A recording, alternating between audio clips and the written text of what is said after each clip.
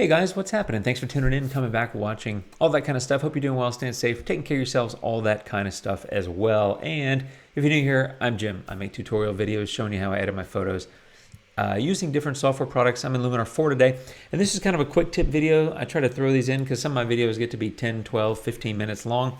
Sometimes I just want to do a quick thing. So today's going to be a quick thing. I have this photo. Let me show it to you. There it is. This is a long exposure of the Pennybacker Bridge, aka the Loop 360 Bridge here in Austin, about 5 miles from my house. I love it. I shoot it all the time. It's especially beautiful this time of day, which is darkness, when you can get light trails going both ways. Even got light trails over here on the right-hand side of people like leaving the boat dock, or actually there's office buildings to the right, leaving that. Anyway, it's a beautiful area, and I love this kind of shot. And I was looking at it, and I was like, it's really blue.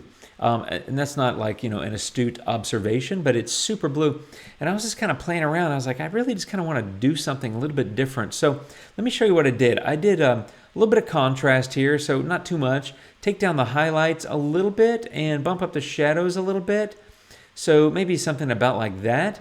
Then I went to AI Enhance and gave it a little bump as well. And this was a, maybe 38, 39, something like that. And this is when I noticed something. Let me turn that off. I look at it and I'm like, blue on the top, blue on the bottom, kind of dark, obviously darker in the bottom, but solid blue all the way around. When I did this, I kind of noticed, I was like, hey, there's a little bit of cloud over here that's a little bit brighter. And that kind of got me a little bit interested in something.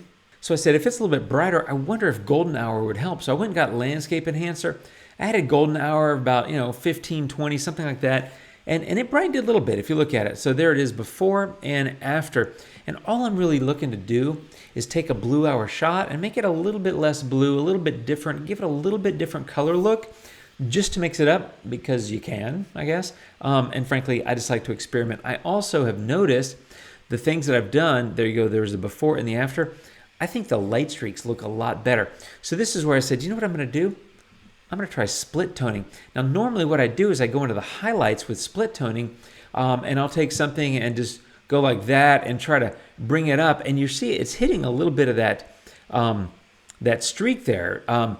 But I also went in and said, you know what I'm going to do? I'm going to take the shadows up and actually take the highlights down, because the highlights are going to hit a lot of the stuff on the street. I took the highlights to 0, took the shadows to like 50, 50 something. And I really liked what it did. It gave it a little bit of purple across there.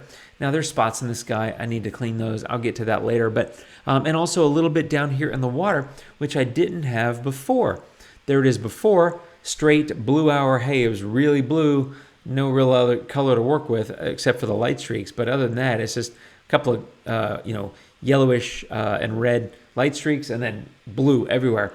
But adding that split toning gave it a little bit different look on the road here, which I like. I think the light that's reflecting up on the bridge here looks a whole lot more interesting because it's picking up some of that light. I think the light down here under the bridge looks a lot more interesting. Let me show you that again. There it is before and after. And of course, I think the sky now has a little bit more visual interest, and that's because it's got a little bit of a different color in it.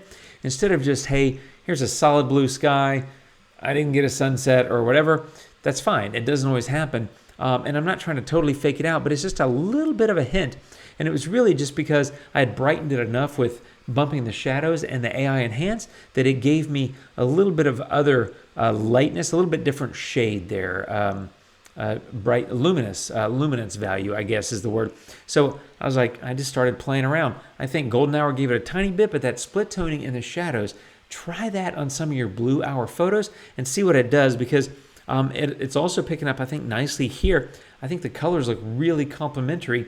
The only other thing I would do now is go into the color tool and maybe bring the saturation of the blue down a little bit. And notice as I do that, that purple is becoming more prominent because I'm taking down the color that it's surrounded by. So if I went like that, you're going to get a lot of that kind of purpley color. I don't want to do that, but there it is at 0. But as I take it down a little bit, so like a negative 10, 15, something like that, I'm getting a little bit more of that purple. And for me, that's more visually interesting because it gives me a little bit more balance of colors. The blue's not quite as dominant and overwhelming to me visually as it was in the beginning. There it is before and after. And if you slide this, you can, oops, I didn't really mean to zoom in. But you can see, I mean, we made a pretty significant impact on the photo, and it was just brightening it a little bit with shadows, AI enhanced, tiny bit of golden hour, and a tiny bit, well, not a tiny bit, but in split toning, a fair amount in the shadows, which is not what I would normally think to do. In evening shots, blue hour, I tend to either not use the shadow setting in split toning. I'll usually leave it alone and mess with the highlights. Or if I do use it, I'll keep it in those darker, cooler tones like the blue. But in this case, I just left it in red, went 52, halfway, and I think got a pretty nice result. So I'm going to go clean up a couple of little things here, like those spots that are driving me nuts. But really, I mean, I think that's a quick tip for you. Try split toning the warmth or creating warmth in the shadows with split toning in your blue hour photos, and you might just get a different result than you expected, and you might really like it. That's a quick tip. I hope it gives you something to experiment with. Thanks for watching, my friends. I'll catch you later. See you soon, all that kind of stuff. Take care of yourselves out there, and adios.